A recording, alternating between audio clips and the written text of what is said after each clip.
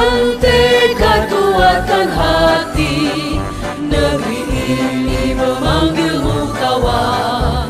Belajar bergerak berbagi untuk negeri, guru penggerak majukan pendidikan. Guru penggerak menghamba pada murid, kreatif rancang pembelajaran. Hargai potensi, tingkatkan prestasi, lahirkan profil pelajar Pancasila.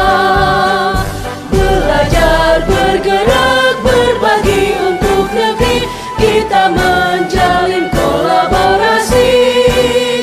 Belajar, bergerak, berbagi untuk negeri, demi bakti pada Ibu Pertiwi. Bismillahirrahmanirrahim. Assalamualaikum warahmatullahi wabarakatuh. Waalaikumsalam warahmatullahi wabarakatuh. Puji syukur kepada Allah Subhanahu wa Ta'ala atas segala nikmat, atas kepada yang diberikan kepada kita, sehingga kita kembali lagi berkumpul di tempat ini atau ruang guru masing-masing yang merasa. Tentunya ada hal yang akan kami sampaikan atau sosialisasikan terkait kegiatan kami selama 6 bulan. Jadi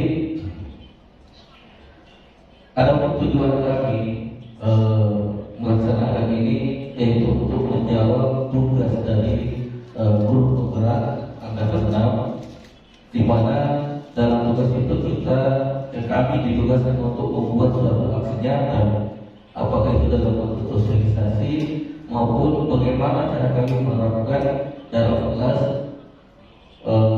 metode atau teori-teori yang sudah kami pelajari dalam LMS atau program guru penggerak.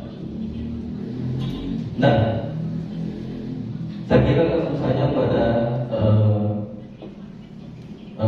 berapa modul yang nantinya akan disampaikan. Dari beberapa modul ini masing-masing dari kami akan memaparkan atau mempresentasikan. Yang pertama itu ada filosofi hajat dewasa yang insya Allah nantinya akan dipresentasikan sama saya. Kemudian yang kedua ada namanya nilai dan berat guru penggerak yang nantinya akan disampaikan oleh Pak Alfiansyah. Yang ketiga ada namanya visi pembelajaran yang nanti akan disampaikan oleh Ibu Yuliana Syahir. Dan yang terakhir ada penerapan budaya positif yang insya Allah nanti akan disampaikan oleh Ibu Martiani.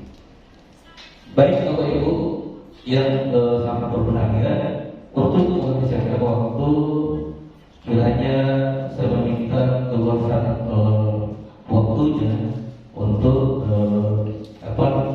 menyimak apa yang kami sampaikan, dan yang juga mudah-mudahan apa yang kami sampaikan nantinya juga bisa berguna dan diterapkan dalam baik dalam berkolaborasi dengan rekan sejawat maupun pada saat kita melaksanakan pembelajaran dalam kelas atau sebagai pembimbing pembelajaran. Baik Bapak Ibu, bisa dilihat di atas. Jadi modul pertama yang kami pelajari pada program penggerak yaitu filosofi pendidikan hajat dewasa. Nah, sempat kemarin saya pertanyakan sama Ibu Hasil, kenapa harus filosofi pendidikan hajat dewasa pertama kali diajarkan atau diberikan kepada calon guru penggerak?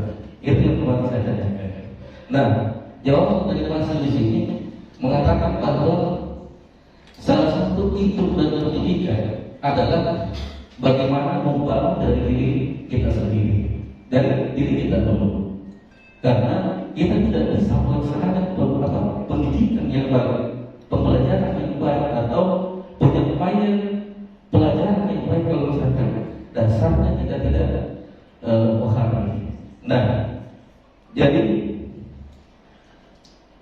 filosofi pendidikan pendidikan terhadap dewasa ini dikenal juga sebagai salah satu bagian dari perkembangan pendidikan kita yang saat ini kita rasakan. Nah, sampai juga kemarin kami dijelaskan mengenai salah satu trilogi pendidikan yang mengatakan bahwa dari 3 trilogi yang pertama itu Inkasus, Logo, Ingmadya, Monkasus, dan yang terakhir Tubuhi Handayani. Nah, ini salah satu slogan pendidikan kita saat ini, yaitu Tubuhi Handayani. Padahal 3 poin ini tidak bisa dipisahkan, cuma diambil satu. Apa itu Tubuhi Handayani? Di belakang mendorong. Nah, kenapa Tubuhi Handayani dijelaskan dimasukkan pada slogan pendidikan slogan pendidikan kita saat ini? Karena sebagai seorang guru, kita tidak bisa berada pada skema. Jadi guru itu ada skema namanya. Skema itu bagian-bagian yang harus kita laksanakan supaya tujuan itu tercapai. Nah, di belakang mendorong ini, sebagai seorang guru, kita tidak bisa mengawali keinginan anak itu sendiri, tapi kita di belakang menuntut anak-anak apa yang menjadi keinginan. Nah, bagi PU tadi gambaran terkait filosofi Ki-Hajar Dewantara. Sekarang kita masuk pada asas pendidikan Ki-Hajar Dewantara. Nah, Ki-Hajar Dewantara sudah bisa dilihat di atas, Bapak dan Ibu bisa dilihat di atas. Nah, Ki-Hajar Dewantara menggunakan kata pendidikan dan pengajaran dalam memahami arti dan tujuan pendidikan. Jadi sangat jelas di sini bahwa pendidikan dan pengajaran digunakan oleh Ki-Hajar Dewantara. Nah, pada pengajaran menurut Ki-Hajar Dewantara adalah bagian dari pendidikan. Pengajaran merupakan proses pendidikan dalam memberi ilmu atau berfaedah untuk kecakapan hidup anak secara lahir dan batin. Nah, sedangkan pendidikan yaitu memberi tuntunan terhadap segala kekuatan yang tinggi-tingginya, segala kekuatan yang dimiliki anak agar dia mampu mencapai keselamatan dan kebahagiaan yang setinggi-tingginya, baik sebagai seorang manusia maupun sebagai anggota masyarakat. Jadi kalau kita bisa lihat dari penjelasan dari pengajaran maupun dari pendidikan, bahwa dalam pendidikan itu, di mana seorang guru tidak hanya memberikan pengetahuan kepada anak, tapi bagaimana menumbuhkan budi pekerti pada anak. Nah, inilah yang sering terjadi. Terkadang kita fokus memberikan pengetahuan kepada anak, tapi kita lupa memberikan pendidikan karakter kepada anak. Padahal antara ilmu dan karakter itu harus saling berkaitan supaya terjadi keseimbangan. Itu. Jadi menurut Ki-Hajar Dewantara, pendidikan dan pengajaran merupakan usaha persiapan dan persediaan untuk segala kepentingan hidup manusia, baik dalam hidup bermasyarakat maupun hidup berbudaya dalam arti yang seluas-luasnya. Nah, maksudnya dalam arti yang seluas-luasnya di sini, peran seorang guru tidak hanya dalam kelas, dan pengajaran yang diberikan oleh seorang guru tidak hanya pada saatnya dalam kelas, tapi bagaimana seorang guru bisa menjadi baik penopang dan baik kontroling baik dalam kelas maupun di luar kelas. Maksudnya apa di sini? Terkadang kita sebagai guru berpikir bahwa tugas saya di sini hanya sebatas anak-anak itu selesai. Terkadang seorang guru berpikir tugas seorang guru hanya sekedar mengajarkan anak-anak kita. Tapi sebenarnya tugas seorang guru adalah bagaimana mengantarkan anak pada kesuksesannya, kebahagiaan yang setinggi-tingginya, baik itu pengetahuannya, baik itu kecakapan atau keterampilannya maupun karakter.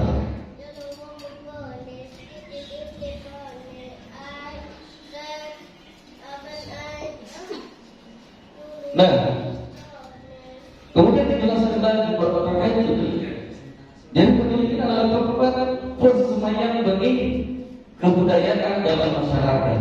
Karena ada keyakinan bahwa untuk menciptakan manusia Indonesia yang beradab, maka pendidikan menjadi salah satu kunci untuk mencapainya. Pendidikan dapat menjadi ruang berlatih untuk tumbuh nilai-nilai kemanusiaan yang dapat diteruskan atau diwariskan. Jadi maksudnya di sini Bapak Ibu, seperti di awal saya jelaskan bahwa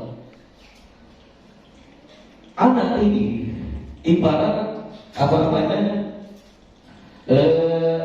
Kiranya kalau saya di sini menjelaskan terkait anak. Anak di sini ibarat suatu tanaman, benih tanaman. Dia akan tumbuh dan berkembang sesuai dengan apa yang diberikan pada tanaman itu. Nah, terkadang kita sebagai seorang guru di sini, terkadang kita sebagai seorang guru di sini melewatkan itu. Maksudnya apa yang dilewatkan?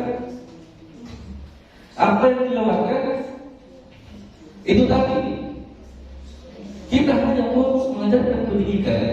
Kita hanya fokus mengajarkan pengetahuan yang kita yang kita berikan kepada anak. Tapi lupa bahwa anak itu punya keterampilan sendiri. Dia punya bakat tersendiri yang perlu sebagai seorang guru jeli melihatnya.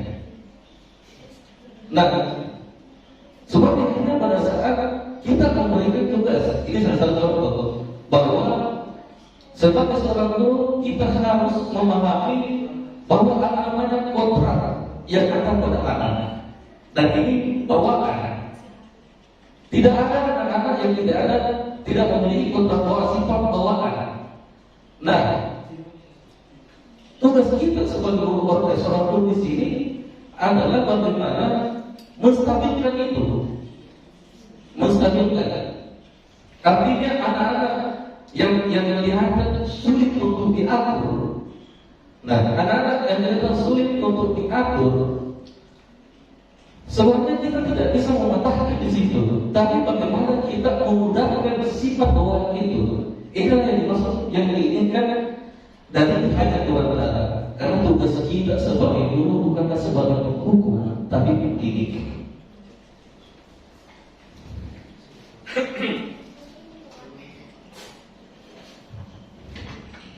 Nah, bisa lihat di atas terkait dasar-dasar pendidikan menurut hajat Tuhan Ta'ala. Nah, di hajat terjelaskan bahwa tujuan pendidikan yaitu menuntun segala kodrat yang ada pada anak agar mereka dapat mencapai keselamatan dan kebahagiaan yang setinggi-tingginya, baik sebagai manusia maupun sebagai anggota masyarakat. Di awal tadi sudah dijelaskan, dipaparkan. Oleh sebab itu, pendidikan itu hanya dapat menuntun tumbuh atau hidup kekuatan kodrat yang ada pada anak agar dapat memperbaiki lalunya, bukan dasarnya.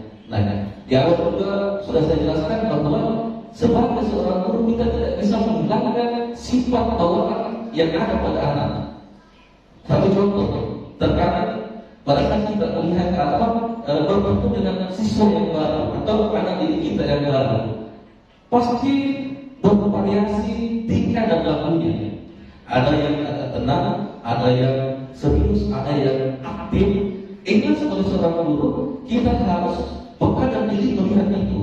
Terkadang anak yang aktif digambarkan sebagai anak yang nakal, padahal menurut filosofi menurut hajat Dewan Ta'ala tidak ada anak yang nakal. Yang ada anak yang butuh bimbingan. Ini yang diinginkan oleh hajat Dewan Ta'ala. Itulah sebabnya kenapa filosofi kehadiran dewantara ditempatkan di urutan pertama dalam pelatihan CGMP. Karena sudah banyak sekarang terjadi guru memukul siswanya, siswa melawan gurunya. Tapi dengan adanya filosofi atau pemahaman dari kehadiran dewantara ini, kita sebagai rekan guru penggerak, kita diajarkan bagaimana menstabilkan keadaan. Salah satunya itu tadi peka dan melihat kondisi anak. Karena terkadang anak yang aktif dikategorikan sebagai anak yang nakal, padahal tidak seperti itu.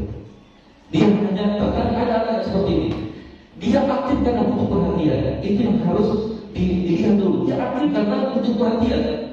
Ada yang tenang, tapi nggak tahu tenang apa. Akhirnya tugas kita sebagai seorang guru jeli melihat keadaan anak.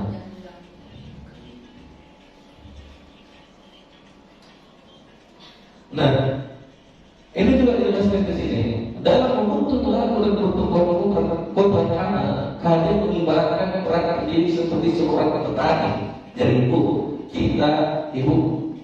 bapak, ibu hebat. Kita di sini diibaratkan sebagai seorang petani. Di awal juga sudah sampaikan bahwa kita menanam, kemudian kita juga merawat sampai tumbuh, maka itulah hasil. Jadi apa yang kita tanam pada anak, maka itu yang akan kita petik. Kalau segala hal yang baik kita berikan kepada anak, maka hasil insyaallah hasilnya pun akan baik. Tergantung bagaimana kita merawat anak itu dengan baik.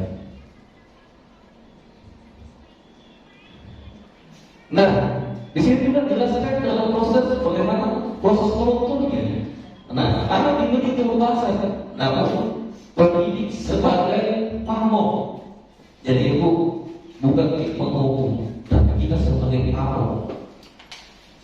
Artinya kita harus mendampingi anak-anak menuju kebahagiaan yang sesungguhnya. Karena tujuan akhir dari episode ini adalah bagaimana melihat anak kita sukses. Itu yang berbeda. Jadi kita di sini sebagai pamong, di mana bertugas memberi tuntunan dan arahan agar anak tidak kehilangan arah dan membahayakan dirinya. Nah itu maksudnya di sini. Itulah tadi di awal saya jelaskan bahwa terkadang kita harus suka melihat kondisi anak. Terkadang ada salah satu siswa kita dalam keluarganya dia terkena contohnya. Nah, kita tidak tahu kondisi tentang anak ini. Akhirnya dia aplikasikan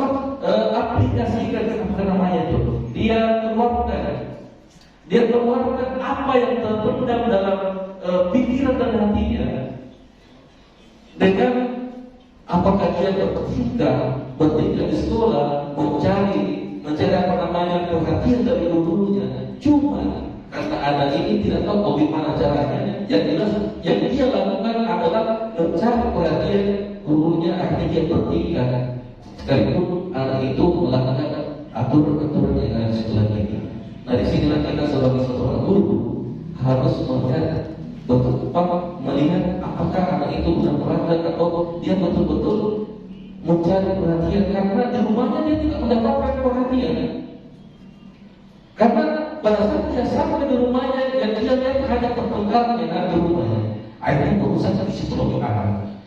Yang terjadi di sini adalah perhatian dari gurunya, karena dia anggap bahwa gurunya adalah orang tua keduanya.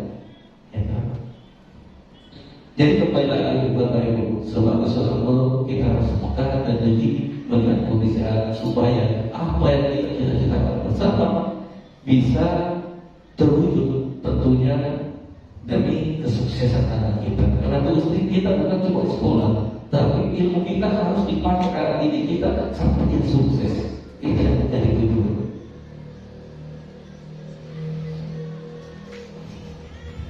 Nah, di awal saya bahas mengenai perbuatan haram dan perbuatan haram. Jadi dalam menurut Kehadiran Dewan Ta'ala ada dua kodrat yang harus dilihat oleh seorang guru dari seorang anak didik kita, yaitu kodrat alam dan kodrat zaman. Nah, Kehadiran Dewan Ta'ala mengelaborasi pendidikan terkait kodrat alam dan kodrat zaman sebagai berikut. Dalam melakukan pembaharuan yang terpadu, hendaknya selalu diingat bahwa segala kepentingan anak didik, baik mengenai hidup diri pribadinya maupun hidup bermasyarakat, jangan sampai meninggalkan segala kepentingan yang berhubungan dengan kodrat atau kodrat keadaan, baik pada alam maupun zaman. Maksudnya apa di sini, Ibu? Bapak Ibu, kodrat zaman dan kodrat alam. Nah, kodrat zaman itu berkaitan dan berkenaan dengan karakter anak, karakter bawaan anak. Kodrat alam, kodrat alam. Jadi kodrat alam ini berkaitan dengan karakter anak. Sedangkan kodrat zaman adalah bagaimana kita mengikuti anak itu, bagaimana kita pola asuh kita terhadap anak sesuai dengan zamannya. Itu. Kodrat alam ini itu tadi sikap bawaan dan anak. Apakah kan begini?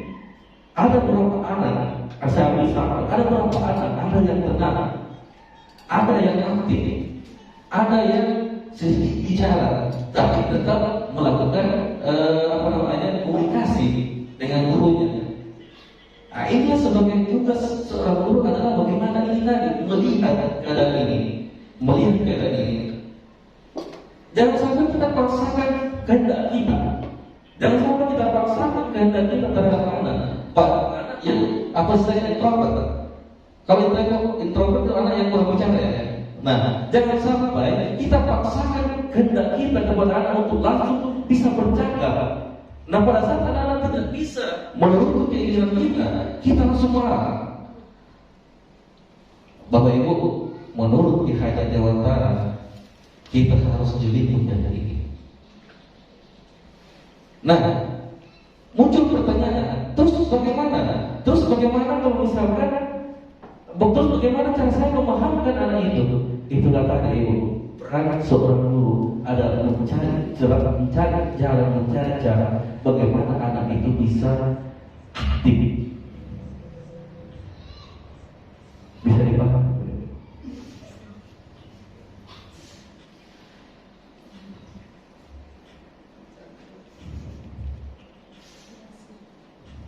Kemudian selanjutnya budi pekerti. Ini alam, beberapa alam. Nah, terkait budi pekerti, terkait beberapa alam di sini sesuai dengan yang saya jelaskan bahwa itu berkenaan atau berkaitan dengan karakter anak, sifat bawaan. Jadi, Bapak Ibu, kembali saya sampaikan, selalu saya ulang-ulangi ini karena inti dari materi ini adalah bagaimana seorang guru bisa melihat dan memperhatikan kebutuhan anak itu sesuai dengan kodratnya, baik itu kodrat alam atau kodrat zaman. Nah, baru saya ingat Bapak Ibu, tadi saya jelaskan terkait kodrat alam, sekarang kodrat zaman. Nah, pada kodrat zaman ini bahwa seorang guru harus memperhatikan betul apa yang diperhatikan, kesesuaian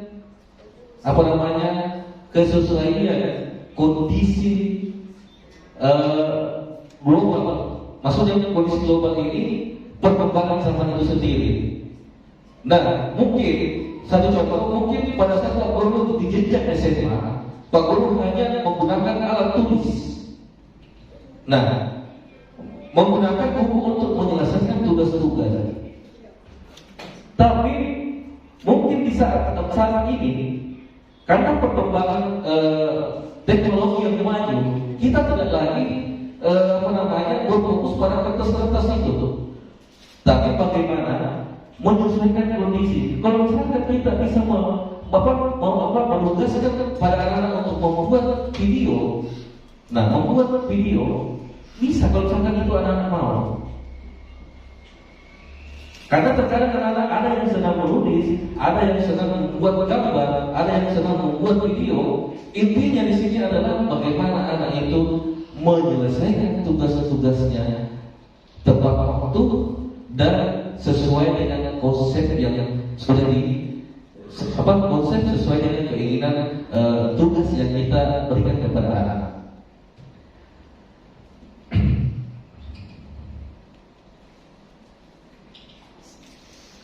Jadi Bapak Ibu, sebagai kesimpulan dari materi filosofi Hajar Dewantara ini, bahwa sebagai seorang guru kita tentunya memperhatikan apa yang diinginkan anak itu sendiri tanpa mengikuti semua keinginannya. Maksudnya apa? Karena tidak mungkin juga semua keinginan anak kita penuhi. Kalau itu baik untuk perkembangan anak, tapi di sini juga kita tidak bisa memaksakan kehendak. Jika ada sesuatu yang bisa dibicarakan dengan baik, atau seorang anak itu bisa menyelesaikan tugasnya dengan metode dia sendiri, maka kenapa tidak, Bapak Ibu? Kemudian terkait karakter bawaan dari anak, ini juga yang terpenting. Bahwa sebagai seorang guru kita harus benar-benar melihat kondisi anak kita. Jangan sampai kita karena memaksakan kehendak kita, anak tersebut bukan malah baik, tapi malah rusak. Apalagi itu tadi di awal saya jelaskan bahwa terkadang ada anak yang background keluarganya itu broken home, sehingga itu membuat mentalnya tidak stabil, akhirnya mencari pelampiasan di sekolah. Karena dia tidak mendapatkan perhatian, maka kita sebagai seorang guru harus jeli melihat itu. Saya kira itu Bapak Ibu. Baik, sampai sini ada pertanyaan terkait filosofi Hajar Dewantara. Mungkin ada dari Bapak Ibu yang ingin mengajukan pertanyaan. Sebelum saya mempersilakan rekan saya Pak Alfiansa untuk menyampaikan materi nilai dan peran CGP. Sebenarnya dari beberapa modul ini sangat erat kaitannya karena saling berhubungan.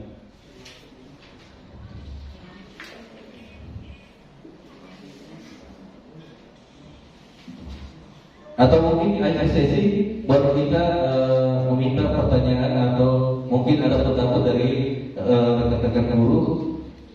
Jadi langsung saja selanjutnya saya persilakan Pak Alfiansa untuk menyampaikan materi nilai dan peran guru kepada Pak Alfiansa. Waktu dan tempat silakan. Oke, terima kasih atas kesempatan yang diberikan. Di sini kebetulan saya guru PJOK, jadi kita SDG dulu. Jadi bisa Bapak Ibu guru berdiri semua. Jadi di sini kita akan pemanasan ringan supaya rileks kembali. Oke, semua bisa tangan di atas. Jari ditekuk seperti ini, kaki jinjit 2 kali 8, 1, 2, 3, 4, 5, 6, 7, 8. Oke, kita sambung lagi, samping kiri 1, 2, 3, 4, 5, 6, 7, 8. Oke, dibalas 1, 2, 3, 4, 5, 6, 7, 8. Oke, jadi sekarang tangan di pinggang. Coba tangan di pinggang. Jadi kepala 2 kali bawah. Oke, sekarang tengok samping kiri 2 kali, kanan 2 kali. Gerakan mulai. 1, 2, 3, 4, 5, 6, 7, 8. Jadi yang terakhir kita goyang pinggul dulu. 1, 2, 3, 4, 5, 6, 7, 8. Oke, kita balas dulu. 1, 2, 3, 4, 5, 6, 7, 8. Oke, terima kasih banyak Bapak Ibu. Mungkin saya akan coba menjelaskan tentang aksi nyata saya dengan teman-teman. Jadi di sini saya menjelaskan tentang nilai dan peran. Jadi di sini nilai dan peran seorang guru, guru penggerak. Oke, jadi di sini terbagi atas 5 kebutuhan dasar manusia. Jadi Bapak Ibu guru semua yang harus kita perhatikan kepada anak didik kita, yakni kebutuhan manusia, yakni bertahan hidup atau survival, kemudian kasih sayang dan rasa diterima, dan kekuasaan, begitupun kesenangan dan kebebasan. Jadi ada 5 kebutuhan dasar manusia. Jadi yang saya bahas di sini tentang survival atau kebutuhan bertahan hidup adalah kebutuhan yang bersifat fisiologis untuk bertahan hidup, misalkan makan, pakaian, istirahat, tempat berlindung, keamanan, dan kesehatan. Secara sederhana, itu dapat dipenuhi dengan makan tidur, olahraga, dan memberikan perlindungan. Jadi ini adalah kebutuhan dasar manusia yang pertama. Kemudian kebutuhan dasar manusia yang kedua, yakni kasih sayang, rasa diterima. Kebutuhan ini termasuk kebutuhan psikologis seperti rasa diterima, dipedulikan, berbagi, bekerja sama, menjadi bagian dari suatu kelompok, dikasihi, mengasihi, disayangi, menyayangi. Jadi kebutuhan ini lebih terkhusus kepada perasaan. Kemudian kebutuhan untuk berhubungan dengan orang lain, teman, keluarga, pasangan, dan rekan kelompok. Jadi kebutuhan kasih sayang. Di sini setiap manusia itu memiliki keinginan untuk diterima di kelompoknya. Jadi ada diterima di keluarganya. Jadi ini mengenai perasaan manusia. Oke, jadi kebutuhan ketiga, yakni di sini adalah kebutuhan kekuasaan dan penguasaan. Jadi pada dasarnya hakikat manusia itu semua ingin menjadi penguasa. Mungkin di kelompoknya dia ingin terlihat seperti dia yang menonjol. Kemudian kekuasaan dan penguasaan. Jadi setelah dia berkuasa, dia ingin menguasai mungkin kelompoknya seperti itu. Ini adalah kebutuhan ketiga di setiap manusia. Kebutuhan ini berhubungan dengan kekuatan seseorang untuk mencapai suatu yang menjadi kompeten dan menjadi terampil memimpin, berpartisipasi dan diakui dan didengar. Dan kebutuhan keempat yakni kebebasan. Kebutuhan akan pilihan. Jadi di sini manusia itu sebenarnya pada dasarnya mereka ingin bebas. Jadi yang harus kita ketahui bahwa kita ini memiliki kebutuhan yang ingin bebas, tidak ada tekanan dari siapapun. Dan kebutuhan terakhir yakni kesenangan. Kebutuhan ini mencari kesenangan seperti humor, bermain, bersenang-senang, bergembira, antusiasme dan tertawa. Jadi ini adalah kebutuhan terakhir atau kebutuhan kelima yakni kesenangan. Jadi terkait tentang kebutuhan dasar manusia, jadi di sini kita akan melihat cara sistem kerja otak. Jadi hubungannya tadi kebutuhan manusia ini kita ambil kaitannya dengan siswa, siswa atau peserta didik kita, ataupun begitupun seorang guru. Jadi kita harus mengenali tentang kelima karakter ini yang dibutuhkan semua murid. Jadi kalau kita tahu ini karakternya anak dia seperti orang yang mau bebas, berarti bagaimana yang harus kita berikan seperti tadi yang dijelaskan di yang pertama tadi di modul 1.1 tentang filosofi Ki Hajar Dewantara. Jadi kaitannya di sini sangat berkaitan bagaimana menuntun murid. Setelah kita menuntun murid, tahu arah dan tujuan murid, kita harus mengetahui kebutuhan dasar apa yang mereka butuhkan untuk kita menuntunnya. Jadi semua materi ini mungkin berkaitan mulai dari yang saya jelaskan, Pak Satip tadi yang jelaskan, saya begitu pun Ibu Yuli dan keempat materi nanti yang akan kita bahas di modul 1. Oke, jadi di sini ini adalah bahwa ternyata otak ini yang mana kita lebih bisa, jadi yang mana kita sebenarnya harus laksanakan ketika kita mengajar, membimbing murid, mungkin seperti itu.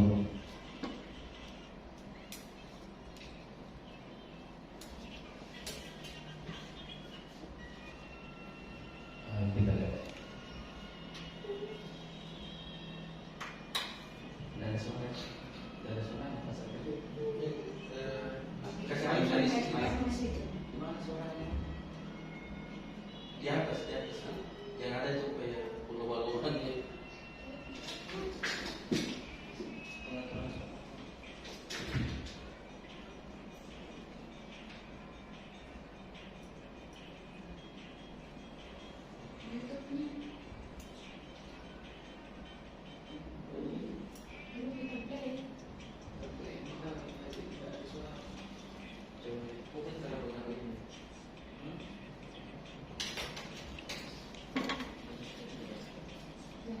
Oke, saya jelaskan.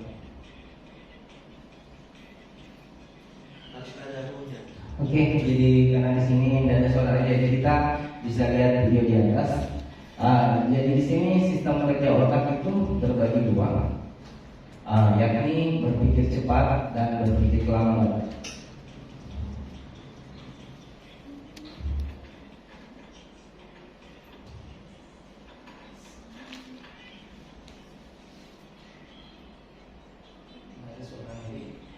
Jadi di sini di otak, jadi ini gambar otak. Jadi di situ ada namanya otak mamalia. Jadi dia itu berada di tengah-tengah otak yang berada di atas pangkal lidah. Kalau kita, jadi dia seperti di situ. Oke, saya lihat dulu. Oke, kemudian di sini ada otak rektil atau batang otak. Jadi kedua otak ini adalah otak yang berpikir cepat. Kemudian otak yang berpikir lambat, yakni adalah otak primata dengan otak manusia atau otak luhur. Jadi ini adalah otak yang merespon bagaimana cara kerja otak itu berpikir lambat.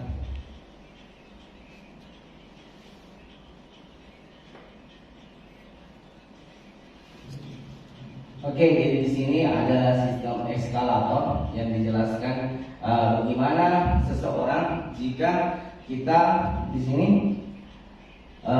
berpikir lambat. Berpikir lambat itu yakni bagaimana otak itu bekerja secara kompleks atau lebih berat.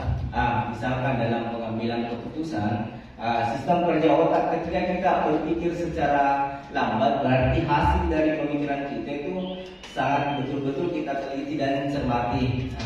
Sedangkan kalau kita mengambil kesimpulan bagaimana kita berpikir secara cepat, terkadang keputusan yang kita ambil itu akan tidak begitu efektif dan efisien. Jadi mungkin banyak melakukan kesalahan.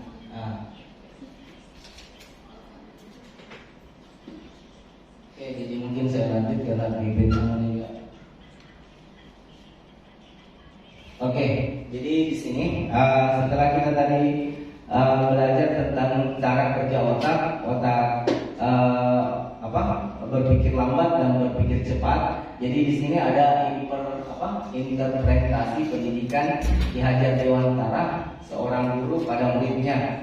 Jadi di sini yang diharapkan seorang guru atau tenaga pendidik, bagaimana mereka bisa menuntun kekuatan kodrat. Jadi di sini ada segitiga. Jadi ini bentuk segitiga. Bagaimana proses kerja seorang guru untuk pertama itu menuntun kekuatan kodrat. Jadi yang seperti tadi dibahasakan di modal yang dibahasakan tadi tentang filosofi Ki Hajar Dewantara. Jadi bagaimana kita menuntun kodrat seorang anak. Kemudian kita di sini terbagi dua. Setelah itu kita naik ke atas sebagai manusia dan sebagai anggota masyarakat. Jadi kalau kita sebagai manusia, berarti di sini relasinya terhadap Tuhan Yang Maha Esa, diri sendiri, sesama dan semesta. Sebagai anggota masyarakat, kontribusinya di sini dalam lingkup keluarga, kelas, sekolah, lokal, nasional, regional dan global.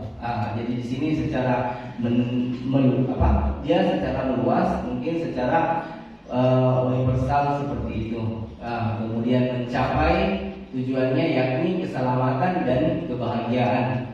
Jadi kebahagiaan yang digambarkan di sini bagaimana itu murid yang bisa mencapai suatu tujuannya ke depan atau cita-cita yang mereka harapkan.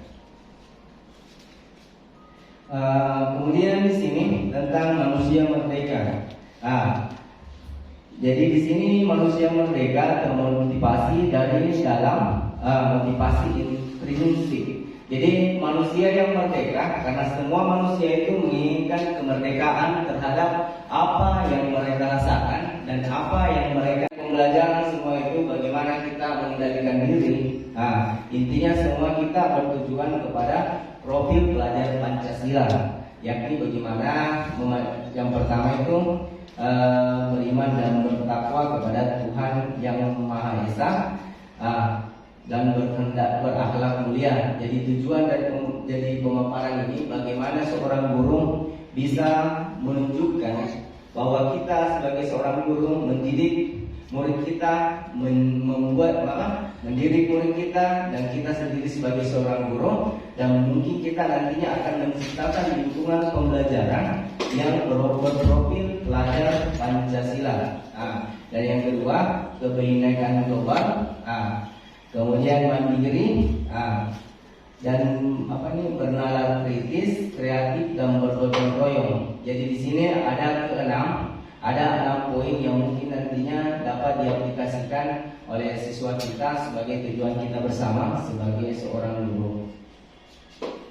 Oke, jadi di sini guru penggerak diharapkan. Jadi di sini guru penggerak yang kita maksud di sini bukan bahwa saya dengan teman-teman yang 4 orang ini adalah seorang guru penggerak, akan tetapi Bapak Ibu guru sebenarnya adalah seorang guru penggerak yang dimana saat ini bagaimana menggerakkan suatu kelas atau siswa mencapai sesuai dengan tujuan pembelajaran yang Bapak Ibu rancang sesuai dengan karya-karya Bapak Ibu sekalian.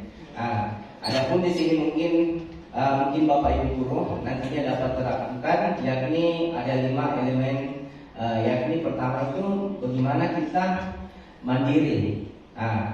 Jadi bagaimana siswa itu secara mandiri dalam mengerjakan tugasnya, kemudian reflektif terhadap praktek dengan mengevaluasi kelebihan kekurangan mengajar.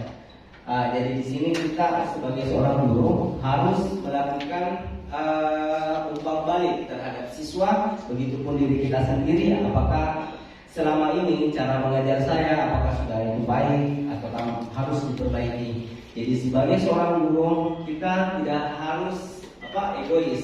Jika seorang siswa memberikan masukan, Pak Guru, cara belajar tak mungkin ini harus seperti ini. Kita tidak boleh egois, tetapi kita harus mengikuti apa yang diharapkan siswa supaya kita mencapai tujuan kita bersama. Tujuan ketiga yakni kolaboratif, mampu bekerja sama dengan siapa saja dan kapan saja. Jadi seorang guru di sini diharapkan bagaimana mengelola dirinya sendiri, lingkungannya, bahkan siswanya, membuat itu suatu elemen yang bisa bekerja sama secara baik. Oke. Yang keempat di sini berpihak kepada murid. Jadi segala daya dan upaya dilakukan adalah untuk kepentingan dan kemajuan murid. Sedikit ada mungkin kata-kata yang di sini karena saya membahas di sini tentang keberpihakan kepada murid. Di guru penggerak itu seorang guru ada kata-katanya itu kita diharapkan seorang guru itu menghamba kepada murid. Menghamba. Kata menghamba ini mungkin terlalu seperti apa? Karena saya saja pribadi ketika mendengar kata menghamba kepada murid, berarti ini kan kita manusia, kita harusnya menghamba kepada Allah Subhanahu wa taala, misalkan kita muslim atau kepada Tuhan yang Maha Esa. Akan tetapi sebagai seorang guru di sini diharapkan kita menghamba kepada murid. Kenapa kita menghamba? Karena begini, sekarang seorang guru bukan lagi diharapkan menjadi guru yang egois, yang mengedepankan keinginannya. Misalkan hari ini kita harus belajar ini, hari ini kau harus seperti ini, kau harus seperti ini, seperti tadi yang dibahasakan oleh Pak Satir. Seorang guru yang memaksakan kepada anak introvert yang tidak bisa berbicara. Mungkin cara bercakapnya di kelas itu kurang seperti masih agak kurang. Tapi seorang guru memaksakan kau harus berdiskusi seperti ini sesuai apa dengan keinginannya gurunya. Itu yang sebenarnya yang tidak boleh yang kita lakukan. Yang sekarang harus kita lakukan, bagaimana misalkan kita berpikir, mungkin kita boleh tanya anak-anak introvert itu, anak kenapa tidak bisa bercakap seperti ini? Saya tidak bisa buka rekaman ini saya, sehingga tugas ini bisa tercapai sesuai dengan tujuannya. Mungkin anak introvert itu memiliki kelebihan lain daripada bercakap, tapi mungkin dia mahir dalam mengedit video atau mahir dalam membuat suatu poster. Jadi kita sebagai seorang guru tidak memaksakan bahwa tugas diskusi itu harus dipresentasikan.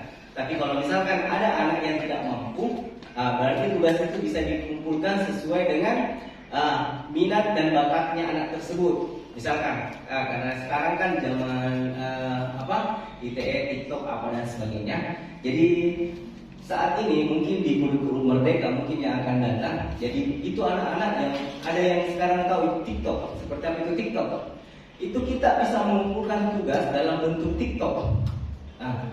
TikTok kalau mungkin kita gimana caranya saya mengumpulkan tugas dalam bentuk TikTok.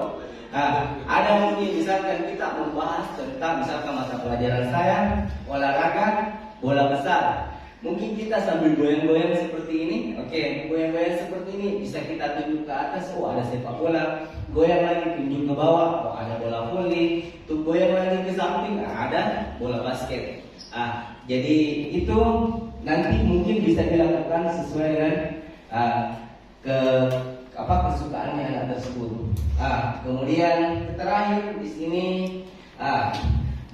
inovatif, jadi mempunyai ide-ide baru dan merealisasikan dalam pembelajaran. Jadi yang diharapkan sebagai seorang guru, kita nantinya harus lebih inovatif dan kreatif membuat metode-metode pembelajaran sesuai dengan kodrat zaman dan kodrat alam yang saat ini.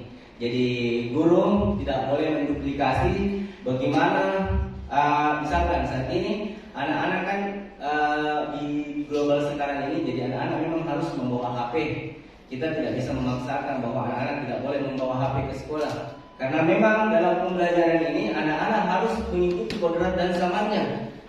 Karena zaman sekarang kita pembelajaran harus melalui dengan ITE, bagaimana perkembangan. Dan mungkin kedepannya bahkan semua guru kedepannya kita akan memiliki website tersendiri. Jadi anak-anak kalau misalkan tidak membawa HP dan sebagainya, bagaimana dia bisa mengelola dan melihat pembelajarannya. Jadi kita harus belajar menggunakan kodratnya. Dan sama sekarang dengan pembelajaran matematika, mungkin saat ini kita masih lakukan di Indonesia itu, kalau kita belajar matematika, kita mengikuti itu menggunakan rumus, menggunakan rumus. Padahal di luar negeri orang belajar matematika dia menggunakan kalkulator. Karena kenapa? Kita menggunakan kalkulator, kenapa kita mempersulit diri kita? Padahal teknologi sudah ada. Seperti itu. Jadi contoh pembelajaran nantinya kepada ibu bapak guru, mungkin kedepannya ke guru matematika atau dan sebagainya, boleh mempersulit soal apa yang kita berikan, akan tetapi mempermudahlah dengan menggunakan teknologi apa yang ada sesuai dengan kodrat dan zamannya. Jadi mungkin sekian presentasi dari saya. Jadi saya kembalikan kepada moderator. Mungkin pertanyaan nanti kita bisa lemparkan di sesi terakhir. Mungkin sekian dan terima kasih. Assalamualaikum warahmatullahi wabarakatuh. Waalaikumsalam warahmatullahi wabarakatuh. Baik, itulah tadi pemaparan materi dari Pak Alfiansyah terkait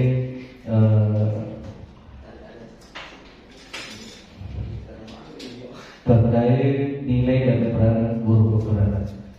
Selanjutnya kita melakukan pada materi kurikulumnya, yaitu pemaparan materi visi pembelajaran oleh Ibu Juliana Syahir. Waktu dan teman-teman disilakan. Assalamualaikum warahmatullahi wabarakatuh. Baik, kali ini saya akan memaparkan materi tentang visi guru. Tapi sebelum saya memasuki materi, kita briefing dulu. Jadi di dalam pembelajaran guru penggerak kita diajarkan selalu menyelipkan ice breaking di dalam pembelajaran. Tujuannya apa? Supaya siswa tidak bosan dalam mengikuti pelajaran. Baik Bapak Ibu, kita tebak gambar. Ada yang bisa tebak gambar di atas?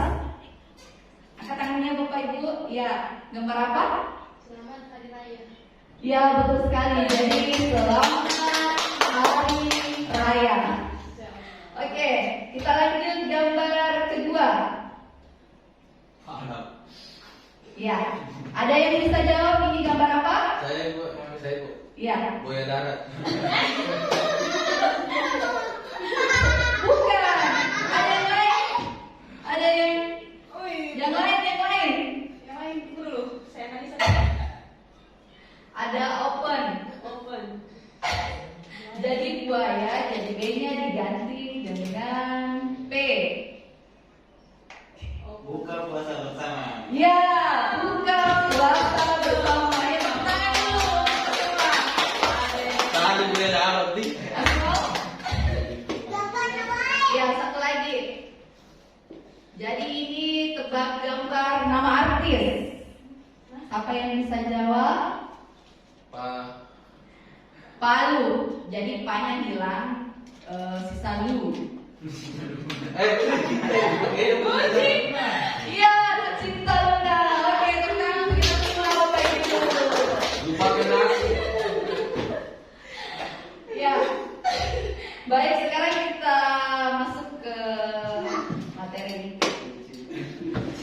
Iya, Cinta Luna. Ya, jadi tujuan speaking itu untuk menyegarkan otak kita yang sudah agak mulai jenuh dengan menerima materi. Baik, visi guru. Jadi dalam materi guru penggerak itu ada namanya visi guru penggerak. Jadi kami di sini mencoba untuk memaparkan visi guru kepada teman-teman semuanya. Jadi apa sebenarnya visi itu? Jadi visi itu adalah sebuah tujuan. Jadi visi itu ibarat melihat sebuah lukisan lengkap pada kanvas yang masih kosong. Jadi visi juga bagaikan bintang penunjuk ke arah yang memandu penjelajah mencapai tujuan. Visi itu sesuatu yang belum terjadi terkait masa depan. Maka visi juga dapat dianggap buah kreativitas manusia. Jadi ibaratnya kalau kita mau melakukan sesuatu itu harus ada tujuannya, harus ada visinya. Kemudian guru harus memiliki visi yang mengarah pada perubahan. Jadi yang sudah teman kita jelaskan tadi ada filosofi pendidikan di mana guru itu sebenarnya adalah sebagai pamong. Jadi guru itu tidak boleh egois. Jadi guru adalah mengarahkan atau membimbing anak-anak menuju ke jalan yang benar. Kemudian ada tadi nilai-nilai guru penggerak. Jadi ketika kita akan menjalankan peran kita sebagai pamong, kita harus memiliki nilai-nilai dan peran yang sudah dijelaskan tadi oleh Bapak Alfiansa. Jadi guru itu harus kreatif, mandiri, refleksi, inovatif, dan berpihak pada murid. Jadi semuanya berkaitan satu sama lain. Nah, untuk mencapai tujuan itu sebagai guru pamong yang memiliki nilai-nilai yang 5 tadi itu, kita harus memiliki visi. Jadi kita hendaknya harus memiliki perubahan dalam visi kita. Jadi yang awalnya kita mengajarnya cuma ingin visi kita itu ingin anak anak supaya menjadi pintar. Padahal itu sebenarnya bukan visi yang tepat. Jadi kita sebaiknya melakukan sedikit perubahan atau banyak juga tidak apa-apa. Oke, baik, perubahan di kelas atau perubahan di sekolah. Jadi visi ini kita lakukan untuk melakukan perubahan di kelas ataupun perubahan di sekolah. Kemudian untuk mencapai perubahan tersebut, guru perlu mengenal pendekatan manajemen perubahan. Jadi manajemen pendekatan perubahan ini biasa disebut dengan inquiry apresiatif atau IA. Nah, jadi untuk membuat perubahan dengan pendekatan inquiry apresiatif ini ada yang namanya langkah-langkah bagja. Jadi dalam bentuk gerak itu kami belajar tentang langkah-langkah bagja. Jadi apa itu bagja? B-nya itu adalah buat pertanyaan.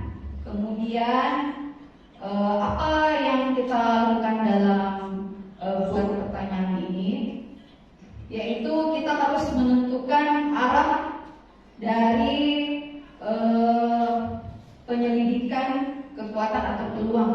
Kemudian ada pun pertanyaan yang harus kita buat dalam menentukan buat pertanyaan utama ini adalah yang pertama adalah program-program apa saja yang sudah kita lakukan dalam mengupayakan sekolah yang menyenangkan. Jadi sekolah itu harus menyenangkan Bapak Ibu.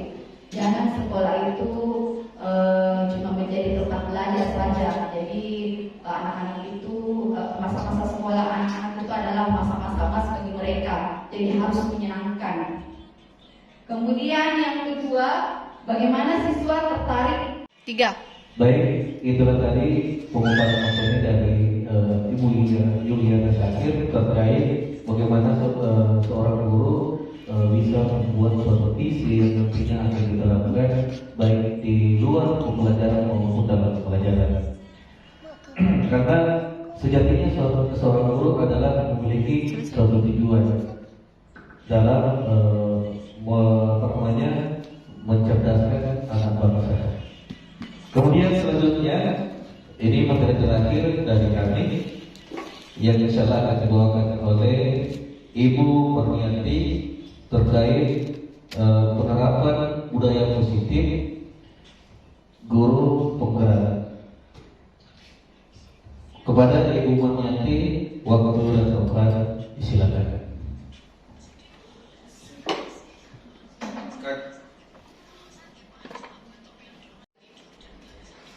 Baik, Bapak Ibu, terima kasih atas kesempatannya oleh moderator.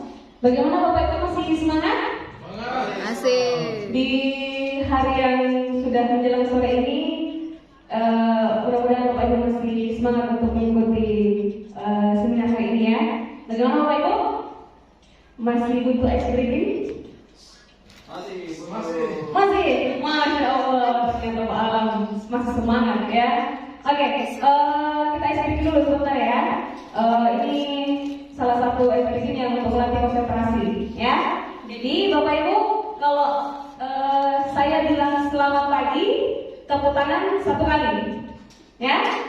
Selamat siang, tepuk tangan 2 kali. Selamat sore, tepuk tangan 3.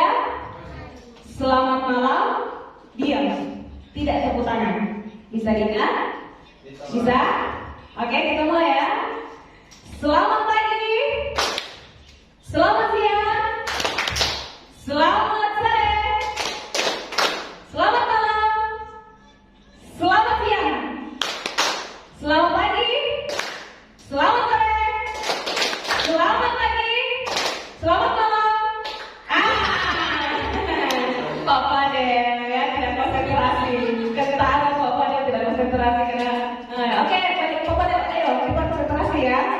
Iya, baik. Nah itu oke. Jadi sama seperti Billy yang jelaskan tadi bahwa salah satu tujuan SPT itu adalah melatih konsentrasi dan memberi atau membangun semangat kembali belajar siswa dalam proses pembelajaran. Jadi Bapak Ibu ya.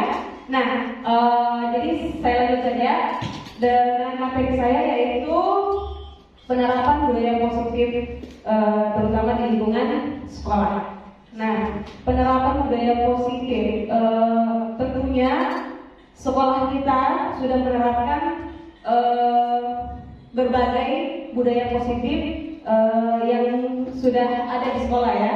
Contoh misalnya yang sudah kita laksanakan, misalnya menyambut siswa dengan salam di luar gerbang sebelum kita masuk, terus memimpin doa sebelum pembelajaran dimulai, dan ada juga setiap hari Jumat kita melakukan literasi Al-Quran. Nah itu sebenarnya salah satu atau sebagian besar budaya positif yang sudah kita lakukan di lingkungan sekolah kita. Ya, jadi budaya positif itu adalah hal-hal positif yang sudah kita lakukan atau yang sudah kita biasakan, baik di lingkungan murid maupun antar sesama guru. Nah, tapi di dalam setelah saya mengikuti guru penggerak ini, ternyata ada pembelajaran baru yang saya dapatkan Bapak Ibu tentang budaya positif. Jadi bukan hanya perilaku yang kita biasakan, tetapi ternyata ada juga strategi-strategi yang harus kita lakukan dalam melakukan atau mengaplikasikan budaya positif tersebut. Nah, contoh misalnya di sini ada pengertian restitusi atau segitiga restitusi. Jadi segitiga restitusi ini ada 3 hal yang harus kita ketahui, yaitu yang pertama menstabilkan identitas, dan yang kedua validasi tindakan yang salah, dan menanyakan keyakinan. Nah, jadi tujuan dari restitusi adalah menciptakan kondisi bagi murid untuk memperbaiki kesalahan mereka sehingga mereka bisa kembali pada kelompok mereka dengan karakter yang kuat. Jadi ini memperbaiki kesalahan siswa. Jika ada siswa yang melakukan kesalahan, ada strategi khusus. Jadi tidak langsung siswa itu ditegur. Kamu kenapa? Kamu kenapa terlambat? Kamu kenapa ini? Itu cara yang kurang tepat. Jadi ada strategi tertentu yang bisa kita lakukan agar kesalahan tersebut tidak terulang kembali dan membuat murid itu menjadi perilaku yang lebih baik daripada sebelumnya. Contoh misalnya di sini ada kasus, saya mengangkat beberapa kasus, ada 2 kasus di sini ya Bapak Ibu.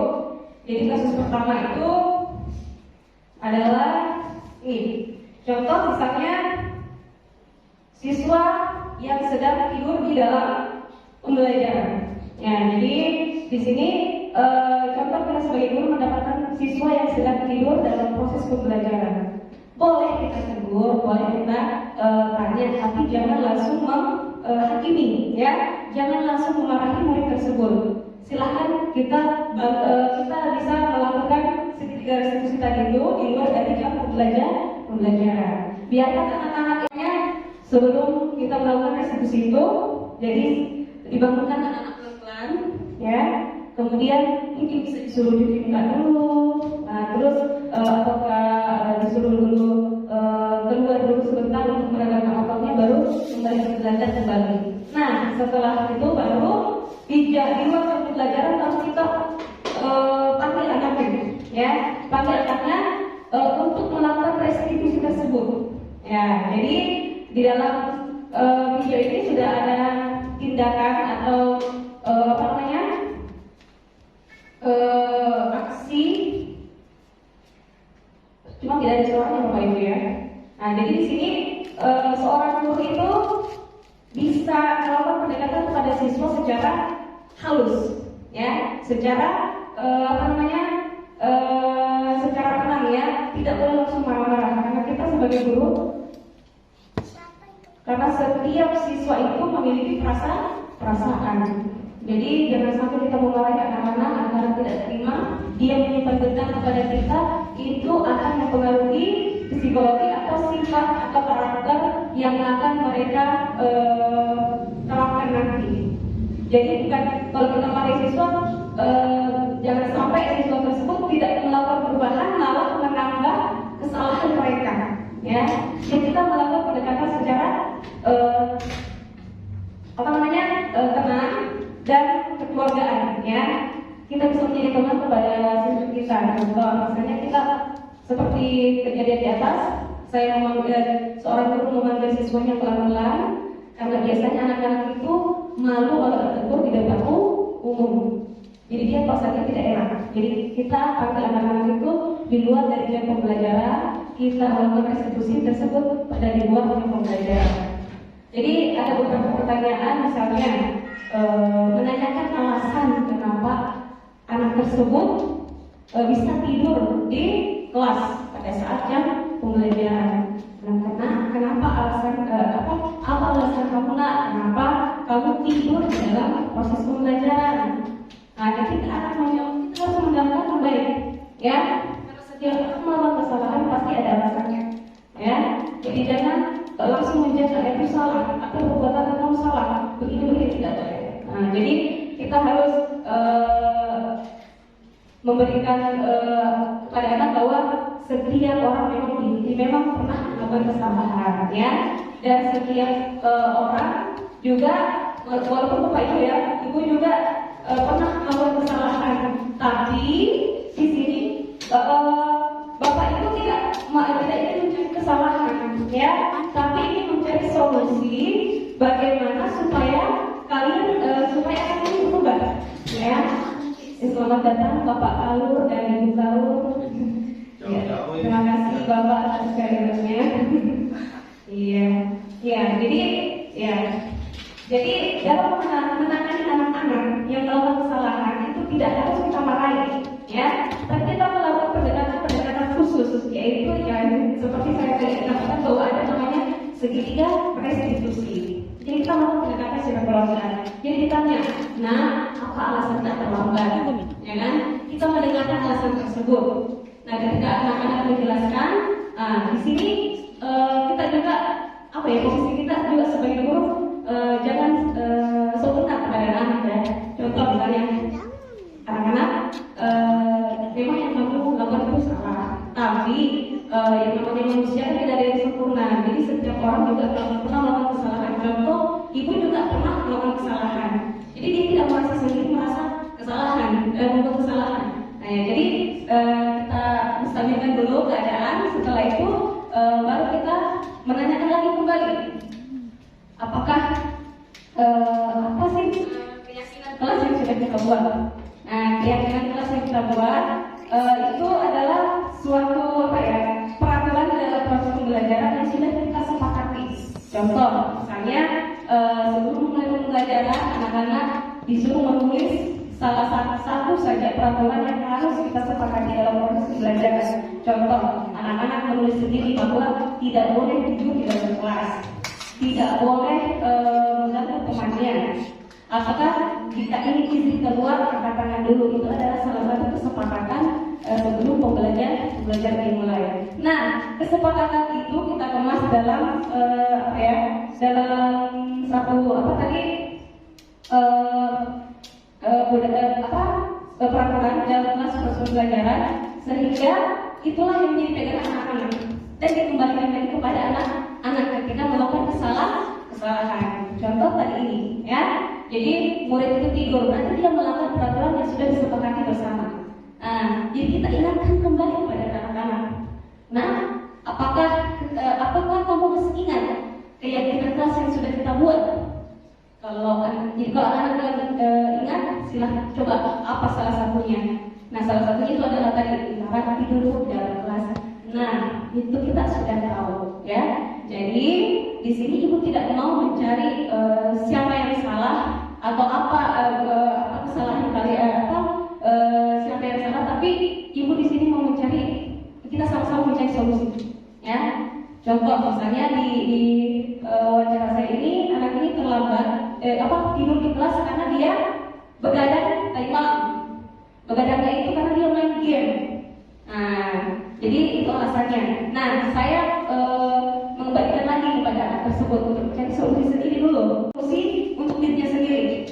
Dengan mengulangi kesalahan yang dia buat tadi. Nah, karena ibu sudah tahu alasan kamu. Ternyata kamu terlambat bangun karena main game, ya sampai tengah malam, ya kan, kerja tugas dan sebagainya. Nah, sekarang bagaimana sih? Apa sih yang bisa kamu lakukan supaya kejadian ini atau kesalahan ini tidak terulang kembali? Nah, biarkan anak-anak berpikir dulu sanggup untuk melakukannya. Nah, nanti siswa pasti mengatakan sanggup, ya. Nah, jadi Bapak Ibu, di sini intinya adalah budaya positif itu adalah bukan berarti kebiasaan-kebiasaan positif saja yang kita terapkan di lingkungan sekolah, tapi juga tentang mengenai karakter atau bagaimana cara atau strategi menangani siswa yang melakukan kesalahan. Ya, jadi Bapak Ibu ya, jadi jangan selalu memarahi siswa dalam melakukan kesalahan, tapi kita tahu dulu apa alasan mereka membuat kesalahan tersebut. Ya, selesai kegiatan baru kita panggil anaknya. Jadi Bapak Ibu ya, jadi tidak harus kita kembali lagi, jangan kita mengklaim atau menjudge anak salah dan memarahi mereka.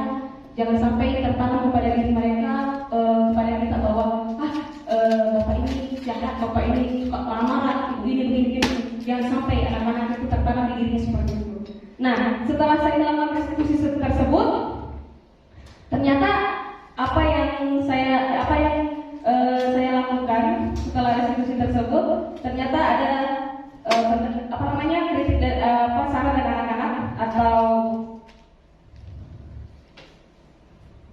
Bapak Ibu ya. Nah, di sini menyelesaikan masalah dengan restitusi. Nah, jadi setelah saya melakukan ini, saya meminta pendapat anak-anak tentang bagaimana perasaan mereka ketika saya menegur mereka dengan cara seperti ini. Ya, ternyata anak tersebut merasa bahwa saya merasa dihargai, ya, karena cara menegur ibu ini, cara menegur bapak ini itu tidak dengan marah-marah, ya, dan melakukan pendekatan, terus sama-sama mencari solusi bagaimana supaya kesalahan saya bisa berubah atau perilaku yang saya lakukan tadi yang melakukan kesalahan bisa berubah menjadi lebih baik. Nah, jadi Bapak Ibu, budaya positif itu sangat diharapkan di lingkungan sekolah, ya, apalagi kita di dalam pendidikan, ya. Jadi bukan hanya wawasan pengetahuan yang harus kita kembangkan kepada anak-anak, tapi budi pekerti juga itu yang lebih utama Bapak Ibu ya, karena melalui budaya positif ini, ya. Jadi saya selalu bilang sama anak-anak, nah, buat apa kamu pintar, ya?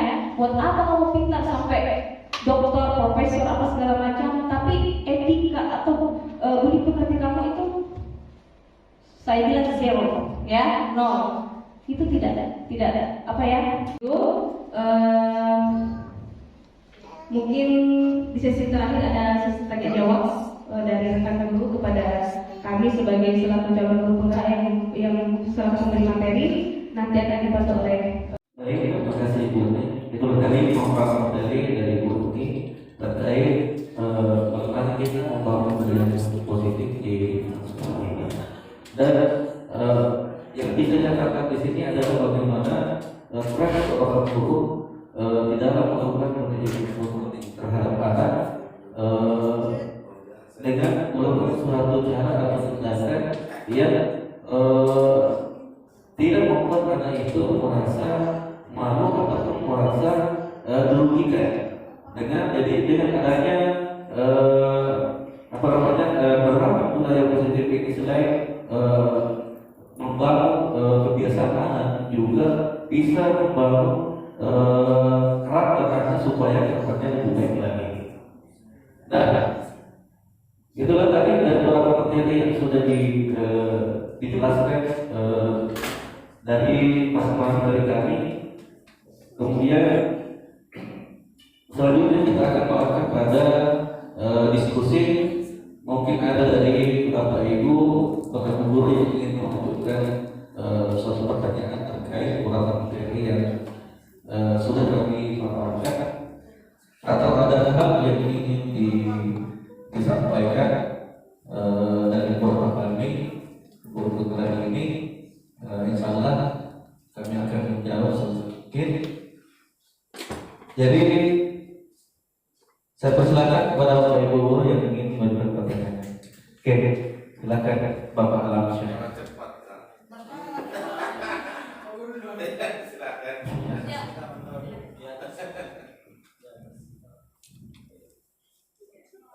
Silakan Pak. Terima kasih atas kesempatan yang diberikan kepada saya. Tadi dijelaskan terkait pemaparan visi dan saya rasa ini salah satu bagian menarik untuk kita diskusikan. Pertanyaan saya bisa kembali dijelaskan bagaimana membuat suatu tujuan pembelajaran. Terima kasih. Baik, sebelum saya mempersilakan rekan saya untuk menjawab pertanyaan dari Pak Lamsa, kita tampung dulu. Mungkin ada dari rekan guru untuk mengajukan pertanyaan. Iya, silakan Bapak Kepala. Baik, makasih. Assalamualaikum warahmatullahi wabarakatuh. Mungkin guru calon guru berat sudah mendapatkan banyak teori yang sudah cukup matang dan mendapatkan konfirmasi dari banyak pihak sehingga sudah bertolak wawasan untuk menangani para siswa dan membuat pendidikan yang bisa maju. Ada pertanyaan kecil dari saya. Apa yang harus kita katakan kepada siswa atau bagaimana sikap kita kepada siswa yang seakan-akan hidup sudah nanti tak mau. Ada memang siswa yang tidak tahu kita mau apakan itu anak kira-kira gitu. Tidak ada motivasinya, kerja tugas saja sampai hari ini mungkin masih kosong. Jadi seakan-akan itu tadi hidup sudah nanti tak mau. Jadi kita ini sebagai guru, apa yang harus kita katakan kepada mereka supaya mereka termotivasi dan betul-betul bergerak mereka untuk memperbaiki dirinya. Itu saja, terima kasih. Assalamualaikum warahmatullahi wabarakatuh. Waalaikumsalam warahmatullahi wabarakatuh. Baik, Bapak Ibu, mungkin kita batasi 2 pertanyaan saja. Jadi di pertanyaan pertama itu ada dari pertanyaan Pak Alamsyah. Beliau menanyakan terkait bagaimana bisa diulangi kembali bagaimana membuat suatu visi yang nantinya akan jadi acuan kita sebagai pemimpin pembelajaran atau sebagai guru yang menjadi rekan kolaborasi dengan guru yang lain. Mungkin seperti itu ya Pak. Kemudian di pertanyaan kedua ada pertanyaan dari Pak Muhammad Ali Muhammad kesiswaan Bapak. Yang saya tangkap di sini beliau menanyakan bagaimana peran seorang guru di dalam mengembalikan minat belajar atau keaktifan anak di dalam menjalankan kewajibannya. Saya kira seperti itu Pak. Ya. Jadi saya kembalikan kepada rekan saya, mungkin ada dari salah satu rekan saya yang bisa menjawab dari pertanyaan ini terkait visi, kemudian bagaimana membangun karakter anak supaya lebih baik. Ini mungkin ada di materi budaya positif, kemudian ada di materi visi. Mungkin Ibu Yana Syakir bisa menjelaskan kembali bagaimana membuat suatu visi yang baik yang nantinya bisa dilakukan atau diterapkan sebagai pemimpin pembelajaran. Ini kita sering-seringnya dalam saya. Oke, silakan Ibu Yana Syakir.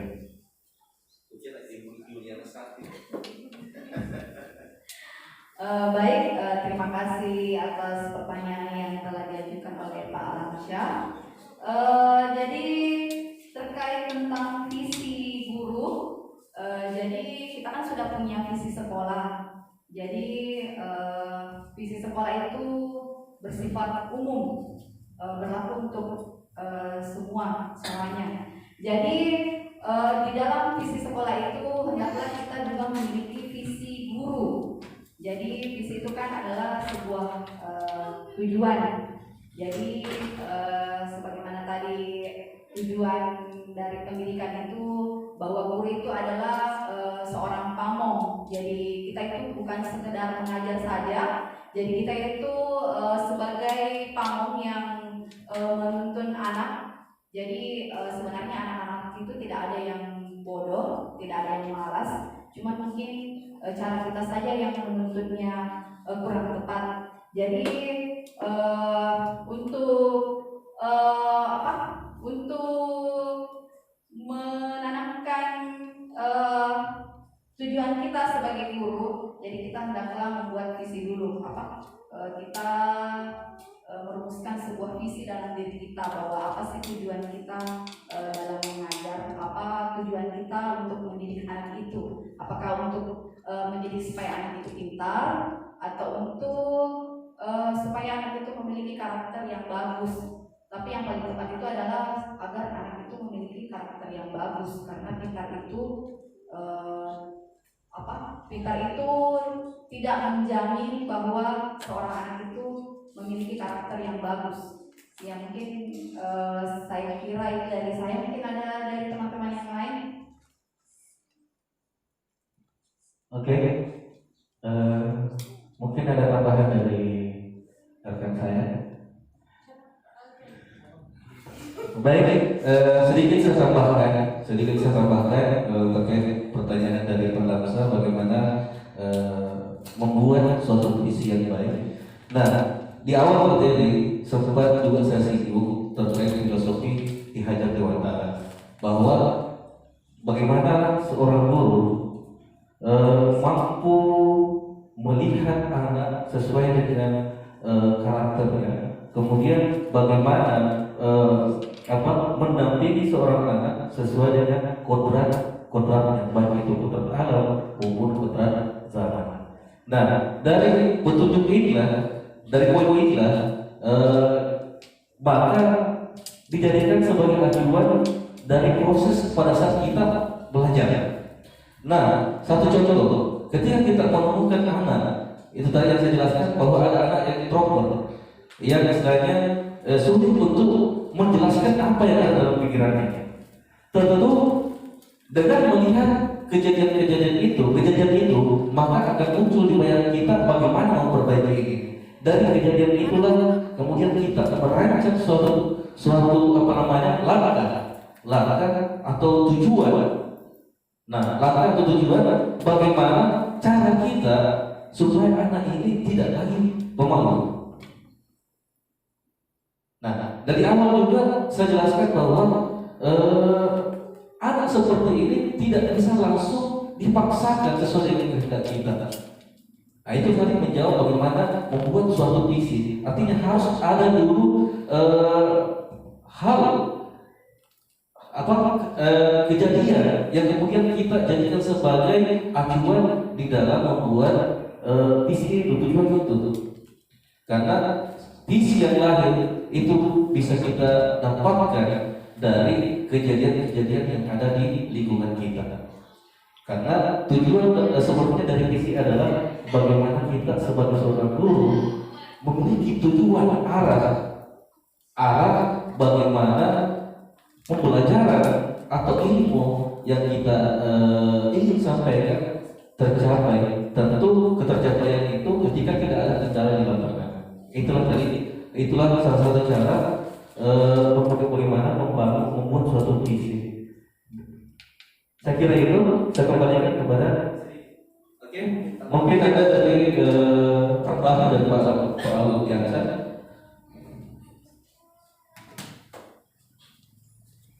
Oke, terima kasih atas kesempatan yang diberikan.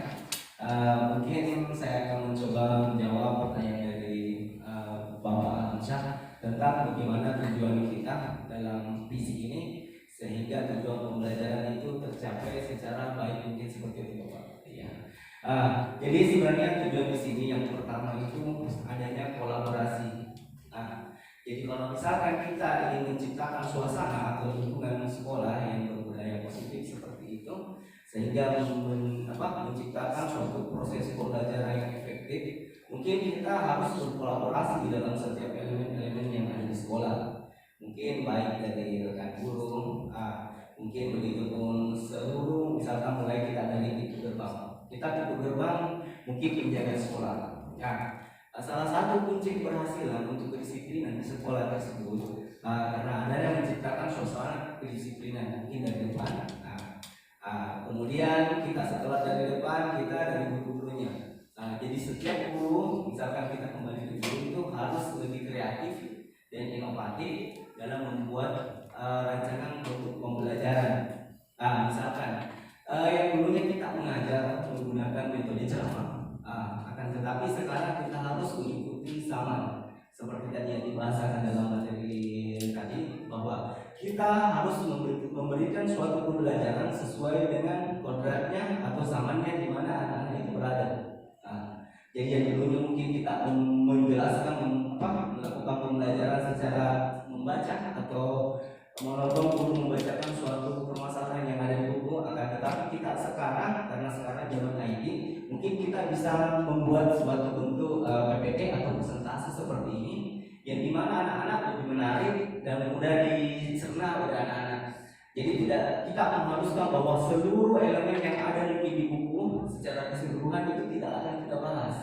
Jadi intinya pertama bisa terjadi di situ ketika ada kolaborasi, kemudian guru-guru berinovasi dengan caranya sendiri menciptakan pembelajaran yang sesuai dengan tujuan pembelajarannya dan kreatif ini seperti itu. Mungkin saya kembalikan ke moderator. Baik, terima kasih.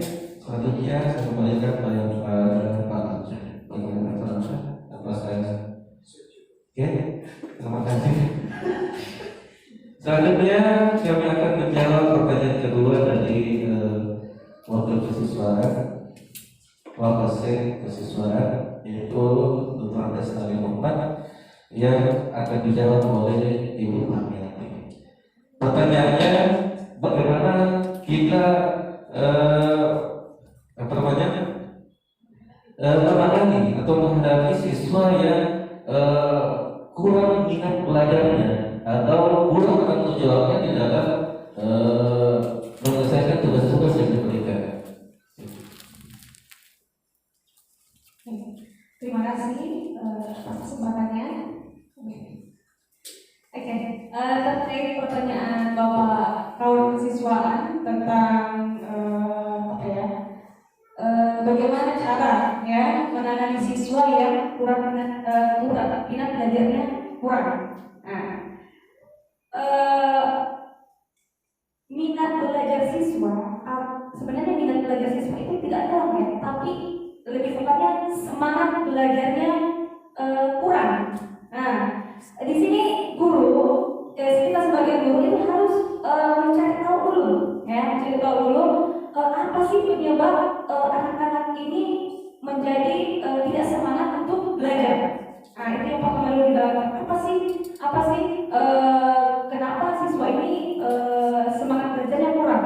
Itu hal pertama yang harus kita lakukan sebagai guru. Nah, setelah kita mengetahui apa alasan mereka, kita mencoba untuk melakukan apa yang disenangi siswa ketika belajar. Jadi di sini kita sebagai guru harus menciptakan suasana kelas yang nyaman, yang happy kepada anak-anak supaya anak-anak itu senang atau semangat untuk belajar. Contoh, misalnya kita di sela-sela pelajaran kita melakukan games, ya. Kita melakukan games atau ice breaking yang membuat anak-anak itu konsentrasinya kembali lagi, ya, semangat belajarnya kembali lagi. Nah, itu salah satu cara. Terus kita juga bisa melakukan cara misalnya, siswa ini susah ya kerja kelas ini, siswa ini susah ya kerja kelas ini. Kita cek tahu lagi apa kesulitan siswa tersebut dalam mengerjakan tugas. Contoh misalnya, Bu, saya tidak bisa membuat contoh misalnya apa ya, kita ambil contoh misalnya kita memberi tugas anak-anak untuk mengungkapkan atau merefleksi kembali atau membuat rangkuman tentang materi yang sudah kita berikan. Nah, ada anak-anak yang malas menulis. Nah, ada juga anak-anak yang dia lebih cenderung menyukai hal-hal yang berbau seni. Ya, contoh misalnya, saya memberikan tugas kepada anak-anak, kalau tugasnya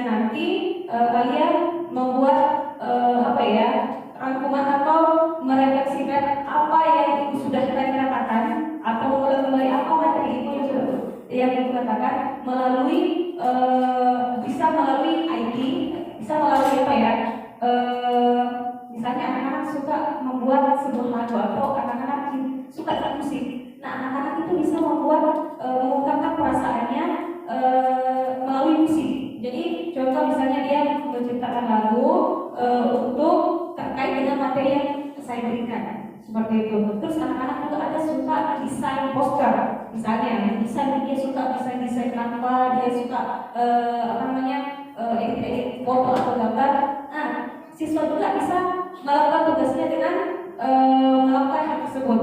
Contoh dia membuat poster, di dalam poster itu ada materi-materi yang sudah saya berikan kepada mereka, yang dituangkan ke dalam poster tersebut. Jadi berbeda-beda macam tugas atau media tugas yang diberikan kepada saya, tapi tetap satu tujuan, tetap satu satu penilaian buat saya, karena tujuannya adalah bagaimana anak tersebut bisa mengungkapkan apa yang sudah saya berikan kepada pembelajaran apa yang sudah saya berikan kepada mereka ya. Jadi untuk kembali lagi kepada semangat belajar. Jadi intinya kita kembalikan kepada kita sebagai guru bahwa bagaimana membangun sebuah kelas atau membangun sebuah kondisi kelas yang nyaman, yang rileks, yang happy buat anak-anak agar semangat belajar siswa itu bisa kembali atau meningkat. Seperti itu Bapak Ibu ya. Jadi kita juga guru itu harusnya bukan cuma murid yang belajar ya, guru juga harus banyak belajar tentang melihat referensi, tentang bagaimana sih menciptakan suasana kelas yang yang nyaman. Contoh misalnya, saya sebagai guru seni biasa memberikan anak-anak tugas produk. Tugas produk membuat karya seni 3 dimensi. Saya bagi kelompok 3 dimensi. Misalnya dia membuat rumah adat ini, membuat miniatur. Dalam proses pembuatan itu kan membosankan, hening, ya, hening, membosankan. Terus anak-anak cuma kerja itu saja, ya kan? Karena pekerjaan 3 dimensi itu lumayan rumit dan lumayan membosankan. Nah, untuk mengembalikan semangat belajar anak-anak, saya coba menggunakan musik pada saat proses produksi itu. Ya, saya menggunakan musik, wah anak-anak ternyata langsung joget sambil mengerjakan, dia semangat mengerjakan. Berarti itu adalah salah satu lagi alternatif untuk membangun suasana kelas yang nyaman, yang happy, yang relax buat anak-anak. Nah, jadi itu Bapak Ibu ya. Jadi mungkin itu penjelasan saya.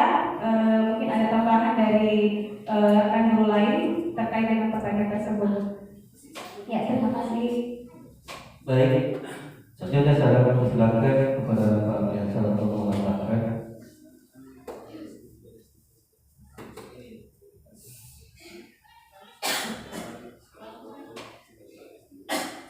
Oke, baik Bapak Ibu. Jadi sedikit saya tambahkan dari jawaban Ibu Marni nanti soal bagaimana kita menangani anak yang bermasalah, yang mungkin dia anak tersebut dia tetap seperti itu. Oke, dalam CGP ini kami mendapat tentang segitiga restitusi, yang dimana dalam segitiga restitusi tersebut kita pertama itu ada namanya menstabilkan identitas. Seperti tadi yang dipaparkan sama Ibu Wati, ketika kita menangani anak yang bermasalah, anak tersebut kita tanya, kenapa nak kita terlambat? Saya seperti ini Pak, terlambat banget. Atau misalkan saya seperti ini Pak. Untuk menstabilkan identitas, kita sebagai seorang guru tidak boleh langsung menghadik. Kenapa kamu memang seperti ini? Tapi kita kembali, Bapak juga seperti itu, Bapak juga waktu sekolah, Bapak juga sering terlambat. Akan tetapi hal tersebut itu tidak baik untuk seperti itu. Jadi itu namanya segitiga restitusi. Ketika kita menstabilkan identitas, kita menggambarkan perlakuan anak ini bahwa kita juga seperti dengan mereka. Tapi ada cara-cara tersebut untuk supaya anak menganggap guru juga ternyata dulu waktu sekolah dia seperti ini. Tapi kenapa guruku sekarang bisa berubah? Jadi kita ada lagi namanya validasi tindakan yang salah. Jadi setelah kita stabilkan identitasnya, kita memvalidasi tindakan yang salah. Jadi tindakan yang salahnya jadi waktu Pak Guru seperti ini karena Pak Guru setelah saya pikir-pikir Pak Guru, kalau saya sering terlambat waktu saya muda seperti kamu, itu tidak baik untuk Pak Guru nanti ke depannya. Jadi Pak Guru selalu berusaha untuk menjadi yang terbaik dalam kedisiplinan supaya nanti Pak Guru bisa seperti ini. Dan alhamdulillah Pak Guru seperti ini. Nah, itu namanya validasi tindakan. Kemudian kita kembalikan ada namanya menanyakan keyakinan. Jadi sebenarnya di dalam guru penggerak ini ada keyakinan. Itu keyakinan yang kita buat antara siswa. Yang pertama itu ada namanya keyakinan kelas. Keyakinan kelas itu biasa kita lakukan kalau dalam sini mungkin seperti ini, kalau di sekolah itu ada namanya aturan. Akan tetapi kalau di guru penggerak sudah dihilangkan kata aturan, akan tetapi keyakinan. Karena kata aturan itu memaksakan kehendak seseorang. Padahal di dalam guru penggerak itu tidak ada sekali kata memaksa. Jadi aturan itu sekarang menjadi sebuah keyakinan. Karena kalau keyakinan kita ambil dalam contoh kita umat muslim, kita beragama. Karena kenapa kita ke masjid sholat? Itu karena keyakinan. Berarti melakukan sesuatu hal karena keyakinan. Kalau kita melakukan sesuatu hal karena sesuatu yang dipaksakan karena aturan, berarti kita tidak melakukan karena di dalam diri kita sendiri. Makanya kita membuat suatu kesepakatan, yang misalkan kalau dalam kelompok kecil kita membuat kesepakatan kelas. Sebelum kita belajar, misalkan kita mencontoh, sebelum kita belajar apa tidak yang harus kita yakini supaya proses pembelajaran ini. Anak-anak bilang mungkin begini Pak, kita harus diam pada saat Bapak begini. Kemudian keyakinan kedua, setiap ingin bertanya harus angkat tangan. Oke. Jadi anak-anak di dalam proses pembelajaran itu mereka tertib, tidak ada yang langsung keluar. Karena kenapa? Kita mematok kepada keyakinan kelas pada saat kita melakukan proses pembelajaran. Jadi ada sesuatu yang dibuat tapi bukan aturan, akan tetapi ini sebuah keyakinan. Mungkin seperti itu. Dalam sekolah pun ada keyakinan sekolah. Jadi nanti yang kita dapatkan dari program guru penggerak ini tentang keyakinan kelas, nantinya mungkin akan dikembangkan melalui visi guru penggerak yang itu menjadi suatu keyakinan sekolah yang dimana kita yakini secara bersama-sama sehingga ini tidak membuat intervensi atau tekanan dari kita sendiri, seperti kedisiplinan mungkin yang kita akan ciptakan di lingkungan sekolah, di lingkungan keseharian kita. Dan insya Allah kalau kita meyakini sesuatu ini bakal baik ke depannya, tidak, insya Allah mungkin akan berbuah hasil yang lebih baik. Mungkin seperti itu tambahan dari saya kembalikan ke Bapak. Baik, selanjutnya saya kembalikan kepada Bapak Ali.